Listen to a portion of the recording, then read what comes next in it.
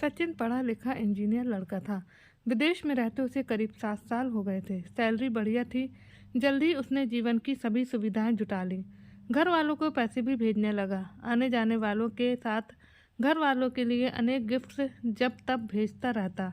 लेकिन ना वह इंडिया आकर घर वालों से मिलने का नाम लेता और ना ही शादी के लिए हामी भरता। उसके पिता अक्सर किसी न किसी कन्या के संबंध में लिखते, उसकी राय मांगते, पर वह टाल जाता। बहुत पूछे जाने पर उसने साफ लिख दिया कि मुझे अभी शादी नहीं करनी। अब की साल जब उसके पिता ने बार बार लिखा कि उसकी माँ बीमार रहती है, वह कुछ दिन की छुट्टी लेकर घर आ जाए, तब सचिन 6 माह की छुट्टी ले इंडिया की ओर चल पड़ा। घर वालों की खुशी का ठिकाना न रहा। कई रिश्तेदार एयरपोर्ट पर उसे लेने पहुंचे। माता पिता की आंखें खुशी से चमक उठीं। सचिन की मां की बहुत इच्छा थी कि इस साल मैं उसकी शादी कर दूं। सचिन ने तरह तरह से टाला। पत्नी को तो मैं अपने साथ ले जाऊंगा, फिर आपको क्या सुख मिलेगा। वहां में मकान बहुत महंगे मिलते हैं। मैं सुबह 8 बजे का घर से निकला, रात 10 बजे काम से लौट पाता हूँ।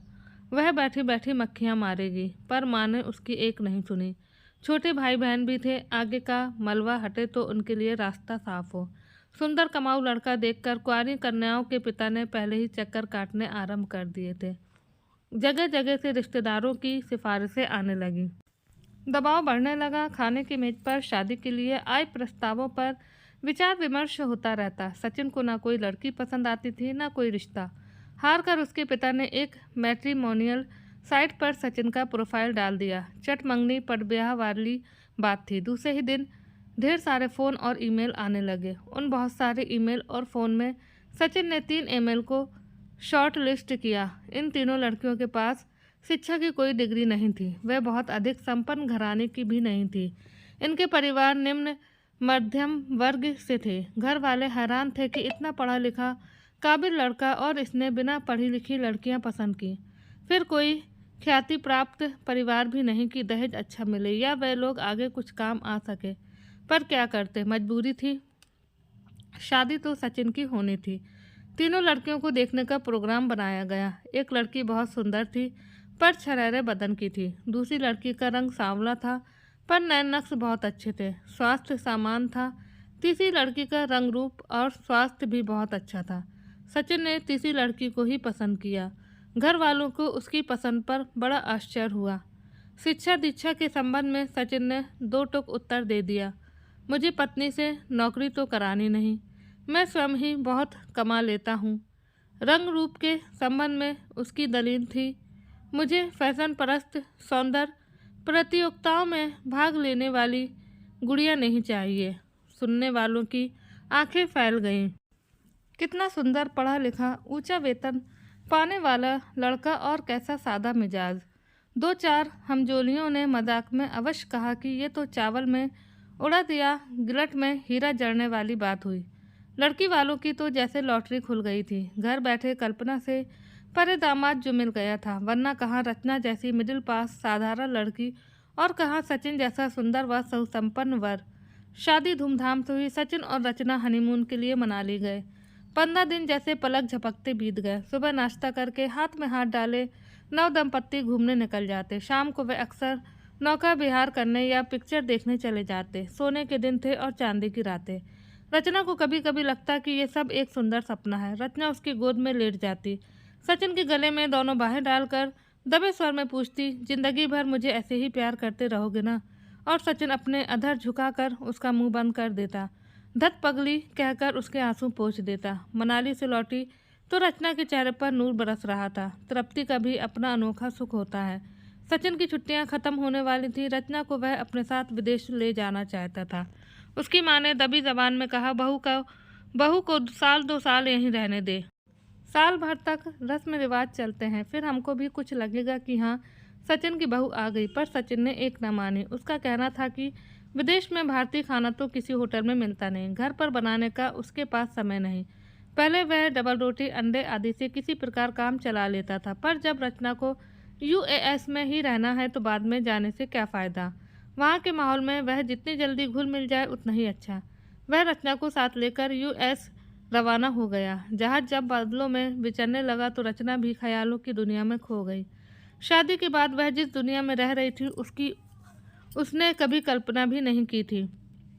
उसने तो कभी जहाज में बैठने की भी कल्पना नहीं की थी। उसके परिवार में भी शायद ही कोई कभी जहाज में बैठा हो। मनाली कभी उसने नाम ही सुना था।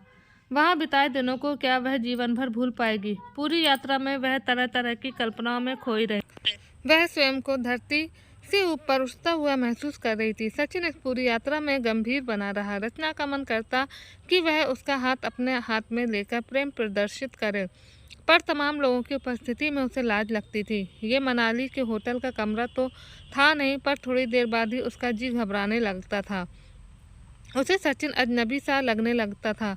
जहाज के बाद टैक्सी की यात्रा करके अगली संध्या जब वह अपने स्थान पर पहुंचे तो रचना का मन कर रहा था कि वह सचिन के कंधे पर सिर टेक दे और वह उसे बाहों का सहारा देकर धीरे धीरे फ्लैट में ले चले। कड़ाके की सर्दी थी, रचना को कपकपी महसूस हो रही थी, पर सचिन विचारों में खोया गुमसुम सूटकेस लिए आगे आगे चल रहा था। लॉन पार करके दरवाजे पर सचिन ने घंटी दबा दी। रचना की समझ में नहीं आया कि जब वह यहाँ था नहीं तो घर में कौन होगा। जरा देर में दरवाज़ा खुला। एक युवती दरवाजे पर खड़ी थी। सचिन को देखते ही उसकी आंखों में समुद्र हिलोरे लेने लगा। वह तपाक से बोली, ओह सच्चू। वह फटाक से सचिन के गले लग गई। रचना मन के कोर तक काँप गई। तभी उस युवती की निगाह रचना पर पड़ी। Who is this? वह इंग्लिश में बात कर रही थी। वह विस्मित होती हुई बोली, this is the mat. Sachin ने भी इंग्लिश में जवाब दिया। रचना को कुछ भी समझ नहीं आया क्योंकि उसे इंग्लिश नहीं आती थी। तीनों के ने भीतर प्रवेश किया। आंतरिक ताप व्यवस्था के कारण भीतर कमरा गर्म था। सचिन टाई की गांठ ढीली करने लगा। रचना सोफे में धंस गई। युवती कॉफ़ी बनाने रसोई में चली गई। सचिन ने अर्थपूर्ण दृष्टि से रचना की ओर देखा। रचना के मुख पर सैकड़ों प्रश्न उभर रहे थे। सचिन सीटी बजाता हुआ रसोई में चला गया। थोड़ी देर में वह 3 प्याले कॉफ़ी लेकर लौटा।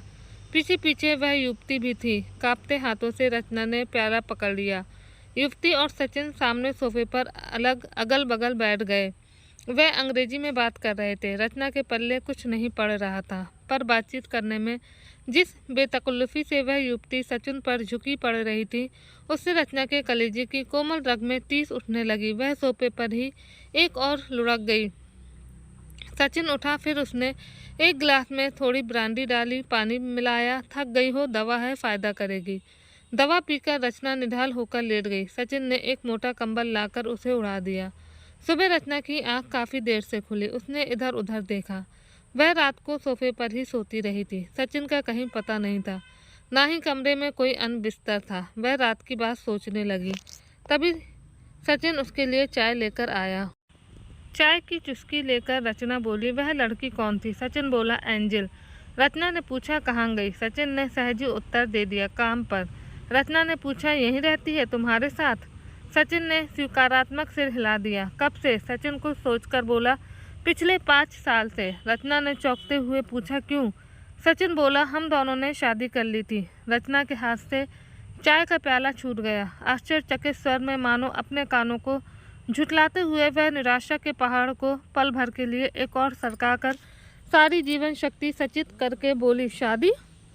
पत्थर बने सचिन ने फिर स्वीकृति में सिर हिला दिया। रचना पर जैसे गाज गिर पड़ी हो। सपनों का ताजमहल टुकड़े टुकड़े हो गया था। हंसती गाती नाचती हुई परी के जैसी किसी ने पंख काट दिए हों और वह पाताल की किसी कठोर चट्टान पर पड़ी छटपटा रही हो। क्षण भर ठगी सी रह जाने के बाद उसने माथा पीट लिया। वह रोती जा रही थी और बिना उत्तर के प्रतीक्षा किए शून्य में सवाल फेंके जा रही थी। फिर तुमने मुझसे शादी क्यों की? मेरे घर वालों को क्यों धोखा दिया? मेरी ज़िंदगी क्यों ख़राब की? मुझे यहाँ क्यों लाए? मुझे रंगीन सपने क्यों दिखाए? मैं तुम्हें क्या समझती थी, पर तुम तो कुछ और ही निकले, झूठे बेईमान। उसकी मुद्रा से लग रहा था कि वह सचिन का मुंह नोच डालेगी। सचिन उसके पास आकर अपनी मजबूरी बताने लगा। एंजल के कारण ही मुझे अच्छी नौकरी मिली है। उसका बाप इस कंपनी का ऑनर है। एंजल उसकी इकलौती बेटी है। वह सुंदर है, पढ़ी लिखी है, स्वयं भी उसी कंपनी में काम करती है। उसे तो मेरे जैसे कितने ही मिल जाते, परदेश में कौन किसे पूछता है। रचना ने अपने पास आते हाथों को एक और झटक दिया और फुफारती हुई बोली, फिर दूसरा ब्याह रचाने की क्या ज़रूरत थी? बीबी के बिना पल भर भी नहीं रहा जाता था तो इसे साथ ही देश ले जाते। वहाँ ये सब नाटक रचने की क्या ज़रूरत थी। सचिन ने समझाने की कोशिश की, मैंने इस शादी की किसी को खबर नहीं दी थी। घर वाले न जाने क्या सोचते, फिर वहाँ छोटा भाई बहन के रिश्ते होने में दिक्कत आती, माँ बाप की खानदान की शान मिट्टी में मिल जाती। अंजुल को वहाँ कौन स्वीकार करता। रचना भभक उठी। अपने खानदान की इज्जत के लिए दूसरे की इज्जत पर डाका डालना कहाँ की भलमनसाहत है। छिपाए रखना था तो कहाँ वहाँ कह देते कि मुझे शादी नहीं करनी। कोई ज़बरदस्ती तो तुम्हारे गले में अपनी लड़की बांध नहीं देता। तब तो अखबार में छपवाया था, दुनिया भर के सब विभाग दिखाए थे। सचिन बोला, माँ बाप का दिल भी तो नहीं तोड़ा जा सकता था। वे हर मेल में एक ही रट लगाए रहते थे, इसलिए मैंने अधिक पढ़ी लिखी या ऊंचे परिवार की लड़की नहीं देखी। रचना रोते हुए बोली, पढ़ी लिखी होती तो कोर्ट कचहरी जाकर ऐसी तैसी कर देती, अलग रहकर कमा के खा तो सकती थी। ऊंचे खानदान की होती तो घर वाले जरा सी भनक पड़ते ही नाक में नकेल डाल देते। भोले भाले गरीब लोगों को जाल में फंसा लिया। सचिन अपनी सफलता पर मन मन मुस्कुरा रहा था। रचना फिर भड़की, मेरी माँ का माथा तो बार बार ठनकता था कि इतने पढ़े लिखे और कमाऊ लड़के को और कोई लड़की क्यों नहीं जची। माँ ने तो पिताजी से यूएस में किसी अपने के जरिए से तुम्हारी जांच पड़ताल कराने को भी कहा था, पर वे मामूली आदमी कहाँ से पता लगाते। कोई बड़ा आदमी होता तो घर बैठे सारी असलियत मालूम कर लेता। सचिन ने मुस्कुराते हुए कहा, जो हो गया सो हो गया, अब गुस्सा छोड़ो। जब देश चला करेंगे तब तो मेरे साथ पत्नी के रूप में चला करोगी। यहाँ एंजल मेरी पत्नी रहेगी। रचना ने बौखला कर कहा, फिर मुझे यहाँ किस लिए लाए हो। सच्चाई पता नहीं चलती तो मैं वहीं तुम्हारे नाम की माला जपती रहती। यहाँ तो पल पल तड़पती रहूँगी और करूँगी कि क्या। सचिन आपे से बाहर होता हुआ बोला, तुम मकान की सफाई करोगी, खाना पकाओगी, बर्तन धोगी, कपड़े साफ करोगी, प्रेस करोगी, सभी काम करोगी। रचना बोली, तब तो देश से एक नौकरानी ले आते, तुमने मेरे साथ शादी का ढोंग क्यों रचा। सचिन कड़वा सा मुंह बनाकर बोला, वास्तव में नौकर की ही ज़रूरत थी। यहाँ नौकर मिलते नहीं, मिलते हैं तो बहुत महंगे, फिर भरोसे के भी नहीं होते। हम दोनों काम करते हैं, घर की देखभाल कौन करे। रचना फफक फफक कर रोने लगी, मुझे मेरे घर वापस पहुँचा दो, मेरा टिकट कटा दो, मैं यहाँ नहीं रहूँगी। सचिन मुस्कुराता हुआ बोला, अब तुम कभी नहीं लौट पाओगी। टिकट कटाना इतना आसान नहीं है, हज़ारों रुपए किराया लगता है। कम पढ़ी लिखी साधारण पर स्वस्थ लड़की मैंने इसीलिए तो छाटी थी। फिर तुम्हें तकलीफ़ क्या है, अच्छा खाओ अच्छा पियो। अंजल की अनुपस्थिति में तो तुम ही मेरी बीबी रहोगी। रचना स्वयं को बहुत ठगा हुआ और मजबूर महसूस कर रही थी। झल्ला कर बोली, तुम एंजल को छोड़ नहीं सकते, उसे तलाक दे दो। सचिन बोला, अपनी औकात में रहो, उसी के बूते पर तो सब ठाट बाट है। रचना सिर थाम कर बैठ गई। अगले दिन से उसे घर के काम धंधे में जुटना पड़ा। सचिन और एंजल सुबह 8 बजे काम पर निकल जाते, घर को में ताले में उसे बंद कर जाते। शाम को लौटते। सचिन ने एंजल को रचना के संबंध में बताया था कि कामकाज के लिए नौकरानी लाया हूँ। वह उसी लहजे में रचना से बात करती, बात बात पर गाली देकर डांटती। रात को वे दोनों शयन कक्ष में रंगरेलियां मनाते और रचना रसोई के बराबर वाले स्टोर में सुकड़ी समटी आंसू बहाती हुई पड़ी रहती। एक बार उसने घर से निकल भागने की कोशिश की, पर पकड़ी गई। सचिन ने उसे बहुत मारा, मुक्ति की कोई राह नहीं दिखती थी। किसी तरह घर से निकल भी पड़े तो जाए कहाँ। वैसे वह हर दम तैयार रहती थी, गर्म कपड़ों के नीचे अपने सारे जेवर हर समय पहने रहती थी, घर का मोबाइल नंबर याद कर रखा था। अंत में एक दिन अवसर हाथ आ ही गया। सचिन और एंजल के विवाह की वर्षगांठ थी। 10 दंपत्ति आमंत्रित थे। काफ़ी रात तक खाना पीना, नाच गाना, शोर शराबा चलता रहा। ऐसे में रचना का किसी को ध्यान रहता। खिलाने पिलाने का काम निपटाकर वह चुपचाप निकल पड़ी। रात के 12 बज रहे थे। रास्ता ठीक तरह मालूम नहीं था, फिर भी वह झील की तरफ चली जा रही थी। तभी एक टैक्सी पास से निकली और आगे जाकर रुक गई। रचना के प्राण सूख गए। आकाश से गिरी खजूर में अटकी। जाने अब क्या होगा। कौन हो, कहीं सचिन तो नहीं है। सचिन नहीं था, पर जो अजनबी था वह बहुत अपना सा लग रहा था। चेहरा दाढ़ी मूछ में छिपा था, पर ईमानदारी भोलापन आंखों से छलक पड़ रहा था। वह सरदार गुरमीत सिंह टैक्सी ड्राइवर था। रचना ने प्रदेश में पहली बार किसी सरदार को देखा था। उसे लगा जैसे वह पंजाब में कहीं अपने गांव में खड़ी है। भारतीय स्त्री को देखकर गुरमीत सिंह भी चौंका। वह उसे बेहद डरी हुई दिख रही थी। गुरमीत ने अनुमान लगाया कि वह झील में डूबकर आत्महत्या करने जा रही है।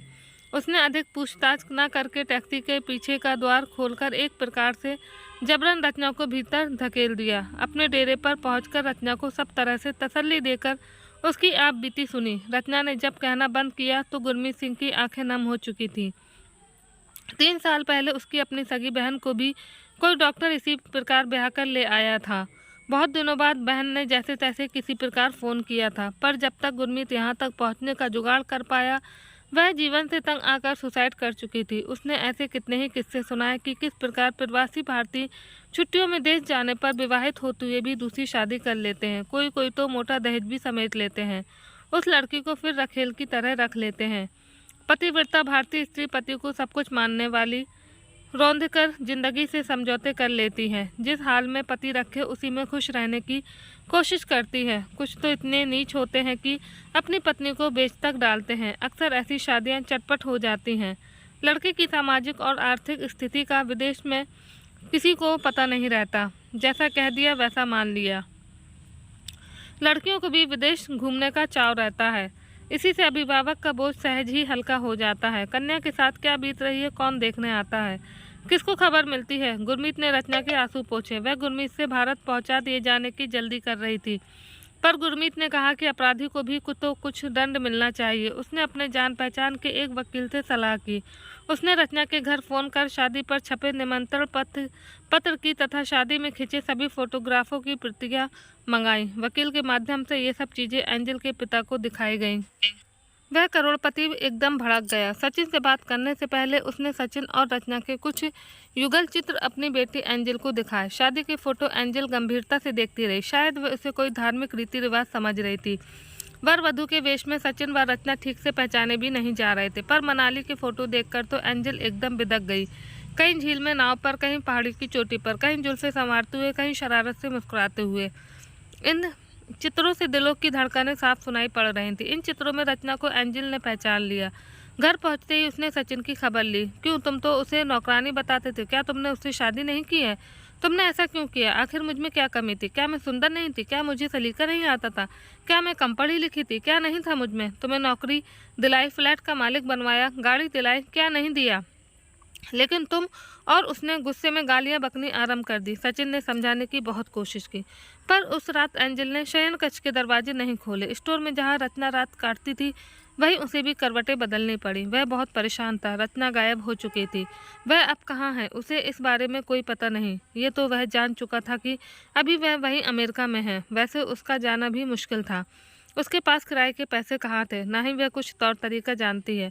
पर आखिर एंजल को किसने भड़का दिया? वह कुछ तालमेल नहीं बैठा पा रहा था। रचना के गायब हो जाने की उसे इतनी चिंता नहीं थी जितनी एंजल के ऐठ जाने की।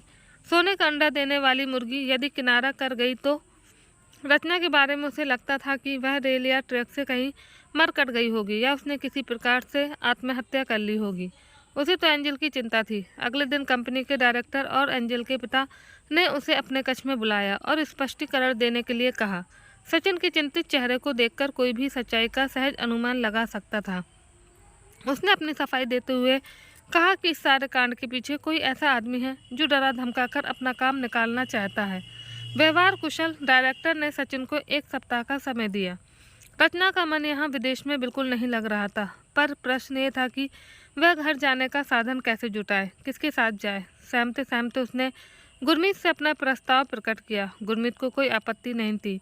यहाँ का काम तो उसका वकील संभाल लेगा। उसकी कोई विशेष आवश्यकता भी नहीं थी, केवल ठीक से पलीता लगाने की बात थी। वह काम को ही हो चुका था। अब तो विस्फोट की प्रतीक्षा थी, पर सवाल ये था कि वह स्वदेश लौटे तो कैसे। गुरमीत भी कोई धन्ना सेठ नहीं था। 2 साल में टैक्सी चलाकर यहाँ जो कमाया था उससे टैक्सी खरीद ली थी। फक्कड़ आदमी था, मस्त रहता था। रचना ने जब अपने जेवर उसके सामने रखे तो वह उसकी समझदारी का कायल हो गया। बोला, देसी चिड़िया, तूने तो पढ़े लिखे के भी कान काट दिए। वह रचना को देसी चिड़िया कहकर पुकारता था। गुरमीत ने वतन लौटने का प्रोग्राम बना लिया। न्यूयॉर्क में उसके कुछ जानकार लोग थे। टैक्सी और जेवर का ठीक ठाक सौदा हो गया। बिना पूर्व सूचना के एक शाम रचना गुरमीत के साथ 7 समुंदर पार कर सीवान में अपने घर के द्वार पर खड़ी थी। घर वाले हैरान थे। बच्चों के सो जाने के बाद रचना ने अपनी करुण कहानी घर वालों को सुनाई। पीठ पर मार के निशान दिखाए। उन्हें बताया कि घर से भागते समय उसे ये आशा नहीं थी कि अब वह कभी माता पिता से मिल भी सकेगी। गुरमीत का वह लाख लाख शुक्रिया कर रही थी। वह नहीं मिलता तो पता नहीं आज वह कहाँ होती। रचना के पिता ने माथा पीट लिया। वाकई मेरी आंखें चुंधिया गई थी। हमें अपनी हैसियत देखनी चाहिए थी। हमारे लिए तो गुरमीत जैसा सीधा साधा आदमी ही ठीक रहता। अगले दिन गुरमीत ने रचना के पिता से अकेले में बातचीत की। सब यूएस में जो कुछ हुआ उसके बारे में बतलाया और वकील दोस्त द्वारा दिए गए जरूरी कागज संभलवाए। इनमें सचिन और एंजल की पहले हुई शादी की रजिस्ट्री की नकल भी थी। यहाँ की अदालत में धोखाधड़ी का मुकदमा चलाया जा सकता है। सचिन को दिन में तारे नजर आ जाएंगे। यहाँ आकर पैरवी करने में नानी याद आ जाएंगी। अखबारों में भी खबरें छपेंगी। खानदान की शान की सब ठसक निकल जाएगी। इससे विदेशों में बसे उन भारतीयों को भी सबक मिलेगा जो इस तरह की हरकतें करते हैं। अंतिम वाक्य कहते कहते उसका गला भर आया। आंखों से आंसू झरने लगे। तब उसने अपनी इकलौती बहन का किस्सा सुनाया। रचना के पिता ने उसे छाती से लगा लिया। आंसू पोंछे अपनी गरीबी साधनहीनता का दुखड़ा रोया। मुकदमे की भागदौड़ परेशानी उठाने में असमर्थता प्रकट की। गुरमीत ने ये कहकर विदा ली, मेरे लायक सेवा हो तो बता देना। मेरा ये पता है, मुझे तो टैक्सी चलानी है। वहाँ नहीं, यहीं चला लूँगा, जैसा ठीक समझे तय कर लें। रचना के पिता ने अपनी पत्नी से बात की। दोनों ने रचना के दिल की थाह ली। वह सचिन के साथ किसी कीमत पर रहने को तैयार नहीं थी। 15 दिनों बाद अदालत में मुकदमा दायर किया गया। सचिन ने एंजल से समझौते की बहुत कोशिश की पर वह तलाक पर अडिग थी। करोड़पति बाप की उस बेटी को पतियों की क्या कमी थी। उसे सबसे बड़ा मलाल ये था कि सचिन ने उससे झूठ क्यों बोला, रचना को नौकरानी बतलाया। अनजाने में रचना के प्रति किए गए अपने व्यवहार के लिए वह बहुत लज्जित थी। रचना के प्रति किए गए अपमानजनक व्यवहार का उसे एक ही प्रायश्चित नजर आ रहा था, सचिन से तलाक। तलाक का मतलब सचिन के लिए अपने अस्तित्व पर ही कुठाराघात था। ये नौकरी तो हाथ से जा ही रही थी। अन्य कहीं पर भी ढंग की नौकरी मिलने की उम्मीद नहीं थी। जहाँ भी जाएगा पुरानी कंपनी में किए गए अच्छे काम का प्रमाण पत्र देना होगा। झूठ बोलकर तिकड़मबाजी करके नौकरी मिल भी गई तो देर सवेर नई कंपनी वाले पुरानी कंपनी से रिपोर्ट अवश्य मांगेंगे। उसका भविष्य बालू की तरह बह जाने वाला था। तभी भारत से सीवान की अदालत से कचहरी में पेश होने का सम्मन पहुंचा। सचिन ने सिर पीट लिया। उसने घर वालों को लिखा कि रचना को गलतफहमी हो गई है, समझा बुझाकर मामला रफा दफा करा दें। सचिन के पिता सीवान जाकर रचना के पिता से मिले और सब जानकर स्वयं विस्मित रह गए। उन्होंने रचना के पिता को मुकदमा वापस लेने के लिए बहुत मिन्नत खुशामद की, ले दे कर मामला खत्म करने की बात की। बिचौलियों द्वारा 50 लाख रुपए तक को पेशकश की।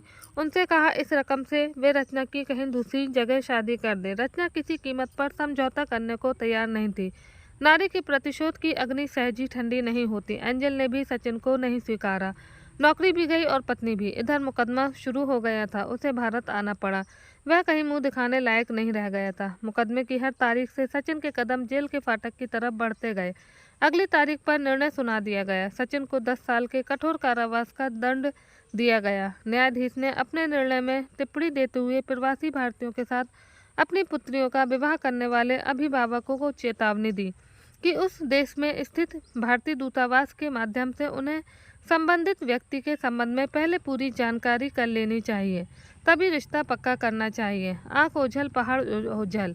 वहाँ उनके साथ क्या बीतती है कौन जाने। कितनी लड़कियाँ अदालत का द्वार खटखटाती हैं साहसिक कदम उठाने के लिए। रचना की भूरी भूरी सराहना की गई।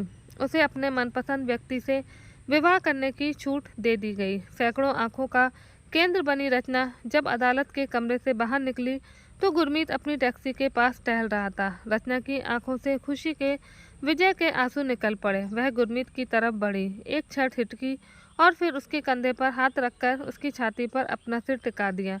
अगले रविवार को एक साधारण से समारोह में रचना और गुरमीत का विवाह हो गया। तो आज की कहानी में बस इतना ही। कहानी अच्छी लगी हो कहानी को लाइक कीजिए, शेयर कीजिए।